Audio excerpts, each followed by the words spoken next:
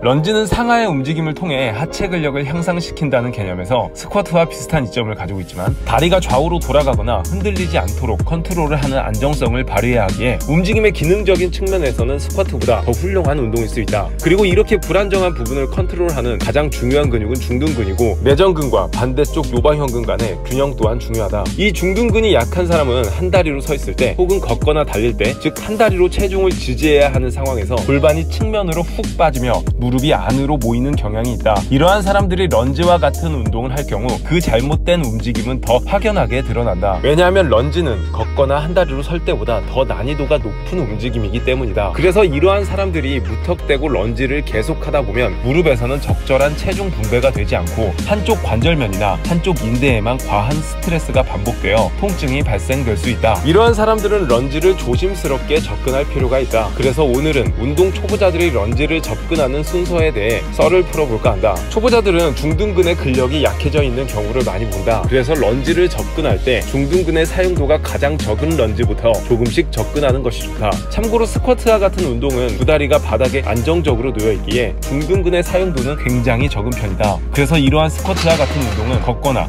달리는데 큰 도움이 되지 않는다. 런지를 접근하기 위해 초보자가 처음으로 도전할 운동은 스플릿 스쿼트이다. 한 논문에서는 스플릿 스쿼트는 다른 런지에 비해 상대적으로 중둔근의 활성도가 낮다 라는 근전도 연구 결과가 있었다. 그만큼 중둔근이 약한 초보자들도 접근하기 쉽다는 것이다. 또한 그 논문에서 스플릿 스쿼트에 더 큰 중둔근의 활성도를 높이기 위해서 앞쪽 다리의 반대쪽 손에 덤벨이나 캐틀벨을 들게 하는 방법을 권장한다. 즉 중량에 비대칭을 주는 것이다. 이렇게 중량에 비대칭이 생기면 대칭적인 움직임을 확보하기 위해 앞다리의 중둔근에서 더 많은 힘을 사용한다는 것이다. 참고로 스플릿 스쿼트는 움직임 측면에서는 더 쉬울지 모르겠지만 내 몸에서 느껴지는 빡셈은 가장 고난이도로 느껴질 것이다.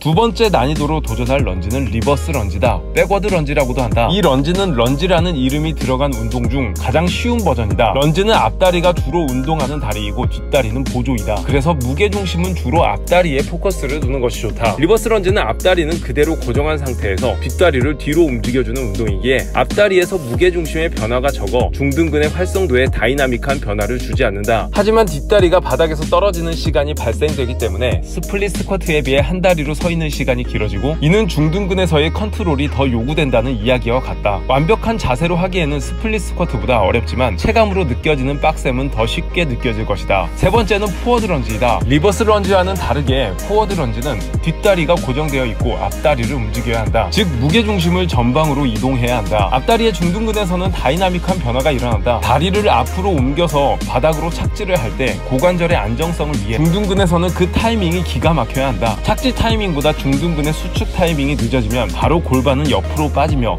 무릎이 안으로 돌아갈 것이고 이때 무릎 관절이나 인대의 스트레스는 올라가게 될 것이다. 또한 무게중심을 앞으로 변화시킬 때 무릎이 앞으로 쭉 밀리는 경우도 많이 발견된다. 이때 무릎 관절의 전단력이라는 것이 발생되어 이 역시 무릎에 굉장한 스트레스를 줄 수 있다. 이것은 중둔근의 문제라기보다는 대둔근이나 햄스트링에서 브레이크 역할을 잘 못할 때 나타나는 문제점이다. 다른 런지에 비해 포워드 런지에서는 이 브레이크의 역할이 더 중요하다. 물론 다른 런지에서도 필요하지만 그 요구도는 상당히 적다. 또한 포워드 런지는 원래 자세로 돌아올 때 앞쪽 발로 바닥을 강하게 밀어내며 뒤로 돌아와야 한다는 부분에서 단순 근력이 아닌 스피드 요소가 포함된 파워를 발휘해야 하기도 한다. 다양한 근수축이 있고 그중 난이도가 가장 높은 근수축이 바로 파워이다. 물론 포워드 런지에서 엄청난 파워가 요구되는 건 아니지만 다른 런지에 비해서는 확실히 더 많이 요구되기에 그러한 부분에서는 더 어렵다는 것이다. 마지막으로 도전할 런지는 워킹 런지이다. 워킹 런지는 앞으로 계속해서 나아가는 로코모션의 개념이 들어간다. 일반적으로 많이 하는 워킹 런지는 내려갈 때 포워드 런지, 올라갈 땐 백워드 런지로 올라오는 경우가 많다. 이것은 어떠한 면에서 포워드 런지보다 더 쉬울 수도 있다. 하지만 포워드 런지로 내려갔다가 뒷다리를 앞으로 가지고 오는 단계에서 뒷다리를 앞다리보다 더 앞으로 보내어 연속적인 동작을 만드는 방법이 있다. 마치 걷거나 달릴 때처럼 말이다. 모든 런지 중 한 다리로 지지하는 시간이 가장 긴 런지이기에 중둔근에서의 요구도가 최상으로 올라가게 된다. 또한